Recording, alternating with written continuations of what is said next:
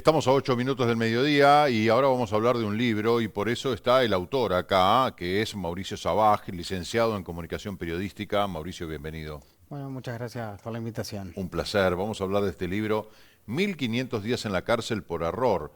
Se trata de una historia real, una historia que vivió Jonathan Farías, que tuvo presa en el Concar, nada más ni nada menos, por dos rapiñas que no cometió. Y este caso se da bastante en Uruguay, de gente que está presa y que es inocente, y que perdió su libertad injustamente. Y después dicen, uy, nos equivocamos, estuvo preso erróneamente, vamos a ponerlo en libertad y vamos a resarcirlo económicamente con X cantidad de dinero y asunto laudado, seguimos adelante. Ahora, no es así, porque primero, la pérdida de la libertad es de las peores cosas que le puede pasar al ser humano, y más en las cárceles uruguayas, que, como ya sabemos, no reeducan, no rehabilitan, al contrario, profesionalizan el delito, y es realmente un calvario, ¿no? Ahora, un periodista que se ocupa de este caso entre tantos que existe. ¿Por qué la elección de este caso? ¿Qué fue lo que te movilizó de este hombre que estuvo preso 4 años 4 años y 4 meses. por dos rapiñas que no cometió, que hoy está en libertad, que tiene 30 y pico de años? Digamos que es durísimo el caso, pero podría pasar un tanto desapercibido en medio de la realidad que vivimos, donde esto se da frecuentemente. No sé si frecuentemente, pero hay varios casos. Sí, yo veo la noticia del caso de Jonathan en el diario y de inmediato se me dispara la curiosidad. O sea, era un caso de un muchacho que había estado 4 años Año preso. 2014 más o menos. 2014 es que veo la noticia, le había salido a fines de 2013 y la curiosidad inicial es cómo es posible que esto pase. ¿Cómo es posible que una persona pase 4 años preso, que le digan que era culpable y luego se den cuenta que era inocente y lo liberen? ¿Cómo es posible? ¿Cómo es la vida en la cárcel? Porque todos hemos visto o algún video o leído alguna noticia sobre las cosas que pasan, pero ¿cómo es el día a día en el Comcar?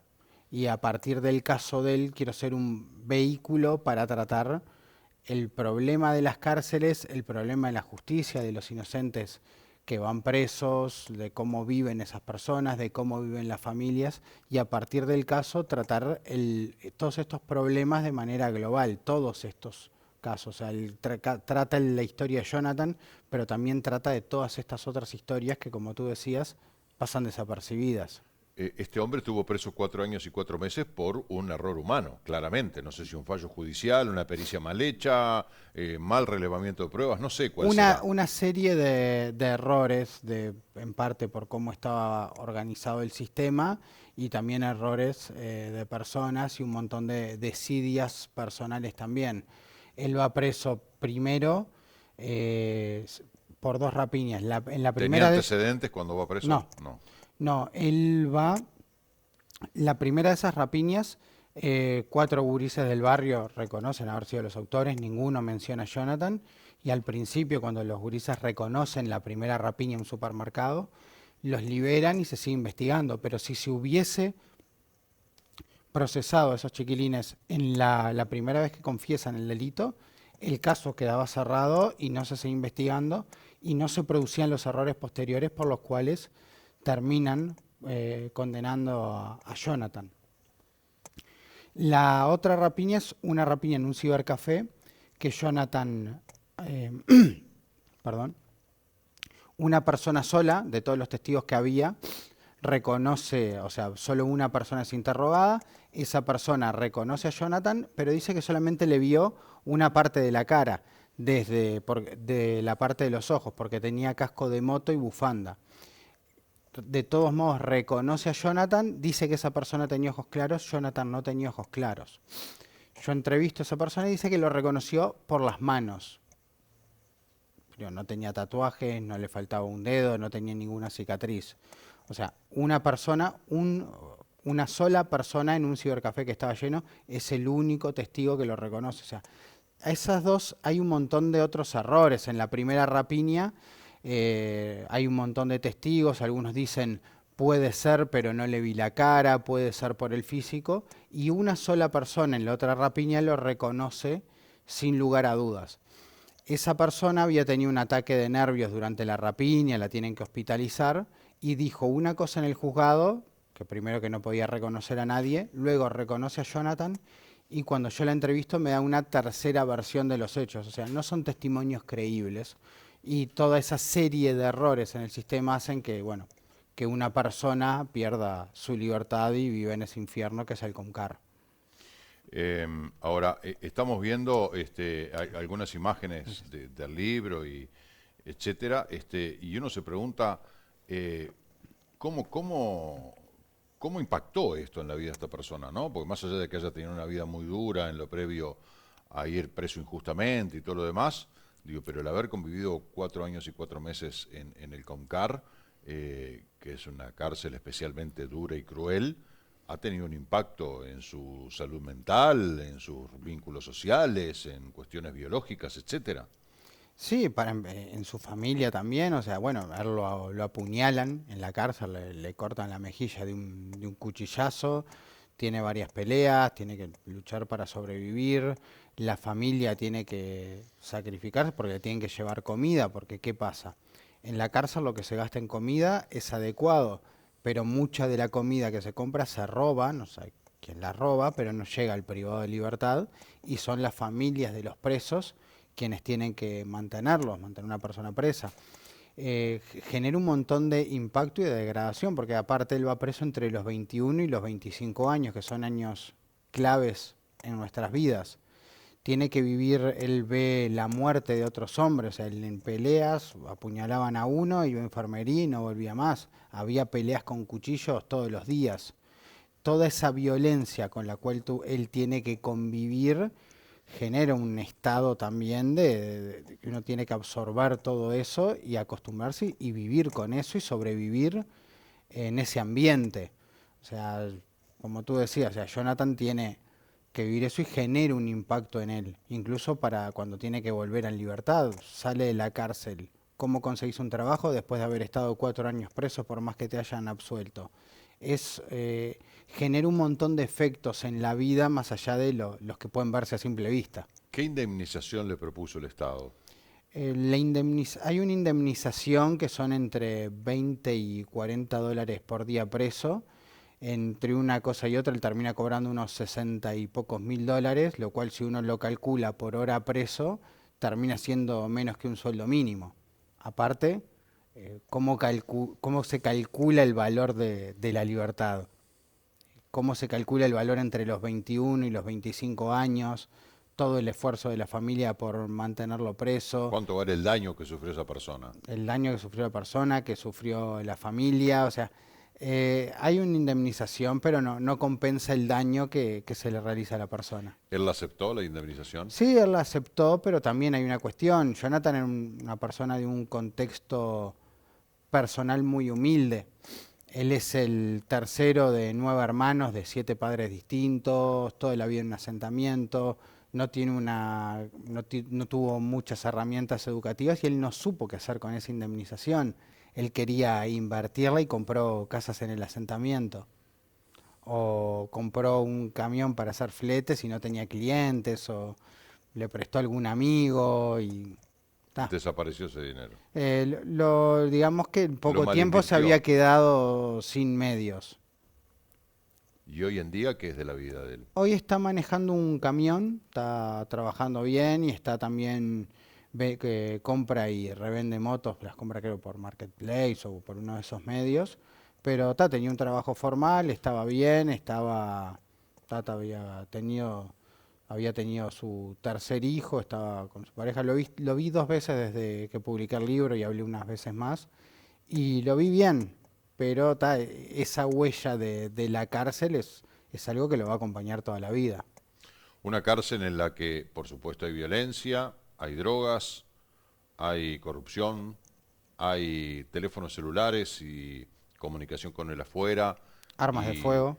armas de fuego y líderes de las bandas que siguen operando desde dentro de la cárcel, dando órdenes, amenazando, etcétera, etcétera. Parecería que es un sistema harto perverso, muy corrompido. Los informes de los comisionados parlamentarios, desde que existe esta figura en Uruguay, sobre las cárceles han sido lapidarios, con denuncias de violación de los derechos humanos, de situaciones absolutamente indescriptibles que viven los presos, Y da la sensación de que seguimos medio en ese entrevero, como hay algunos que laburan y hay algunos que trabajan y hay algunos que más o menos los entrevistan y tienen buenas intenciones, como que sigue para adelante el tema, pero abajo tenemos una corrosión permanente del sistema carcelario que sigue sin reeducar, sin rehabilitar, sin reinsertar. ¿Qué mirada periodística, qué mirada tenés vos a raíz de esta investigación y de este caso de cómo se soluciona todo esto? Sí, varias cosas. Por un lado, que el sistema, por cómo está hecho, termina perpetuando el delito. Porque hay una cosa, por ejemplo, está lo que se llama el cobro de peajes, que es básicamente una persona nueva llega a la cárcel y presos más experientes, con más capacidad de ejercer la violencia, le cobran un peaje a cambio de protección. O sea, te doy comida o dinero a cambio de que no lo violen o maten. Y eso muchas veces los medios de familias humildes para pagar esos peajes es cometiendo delitos. Todo eso viene pasando hace años, sigue pasando y se permite que siga pasando y nadie hace nada. Es ya prácticamente una política de Estado el permitir que todo esto pase. Las armas de fuego, las armas que tienen, las drogas, los celulares, todo eso genera, el Comcar genera Comcar, el Comcar genera delitos que siguen, o sea, no es que la cárcel hace que la persona o que esas personas dejen de cometer delitos. El Comcar en sí mismo aumenta y multiplica los delitos y genera una degradación en todo, no solo afecta a la persona, sino a toda su familia. Ha habido de casos de familiares, de mujeres, de familia de presos que han tenido que pagar deudas de droga o parte de los peajes a cambio de sexo, para que hagan una idea de cómo termina afectando a todo el entorno de la persona el tener un familiar preso y cómo el Comcar genera un medio más del delito y de violencia. ¿Por qué escribir este libro y qué dijo el protagonista del libro? El por qué, bueno, siempre el contar una historia, uno busca un aprendizaje para que eso no ocurra más. El contar es, miren lo que está pasando, esto no puede pasar. Nacen un poco de la curiosidad y de la indignación. Curiosidad de saber cómo pasa esto y la forma de contárselo uno mismo también es contársela a otros. Pero también esa indignación, esto no puede pasar. Y Jonathan aceptó en todo momento que contara la historia, me dio un montón de entrevistas, hablamos muchísimas veces y él siente que le arruinaron la vida. Ahora él está mejor y eso, pero cuando yo le preguntaba esto mismo, bueno, ¿qué pensás de todo esto que te pasó? Me arruinaron la vida, era lo que decía él. Lapidario, ¿no? Más allá de que él recuperó la libertad en el 2014, En 2013, 2013. 2013 él recupera la libertad, está entre 2009 y 2013, sí. O sea que han pasado prácticamente 12 años. Él pudo de alguna manera, no sé si rehacer su vida, porque como decías vos, tener algún trabajo, algún empleo que le permite ingresos estables, el asentarse con una familia, etcétera, etcétera, pero su salud mental, ¿qué le pasó a su salud mental? Él le costaba mucho hablar de ese tiempo que estuvo preso al principio, porque tampoco a veces quizás no tenía las herramientas para contar en profundidad todo lo que le había pasado. Jonathan también convivió en ese tiempo con violadores, con asesinos, con ladrones profesionales.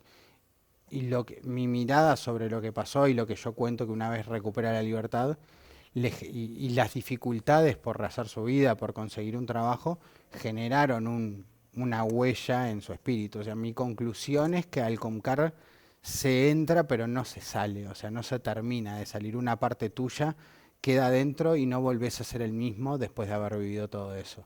Qué doloroso, ¿no? La verdad que es muy, muy triste esta historia que, reitero, no es la única, no es el primer ni el último preso que pierde la libertad por un error, ¿no? Como decía Mauricio, es un cúmulo de errores que terminan en que una persona es condenada y enviada a un centro de reclusión nefasto del Uruguay, como lo son todos, injustamente dice, ay, me equivoqué, o sea, pavada de equivocación, ¿no? Y hay errores que se pueden enmendar, hay otros que no, porque la libertad perdida no se recupera, el daño que él sufrió tampoco se recupera, y le pasa a mucha gente. ¿Y cómo eso puede seguir ocurriendo?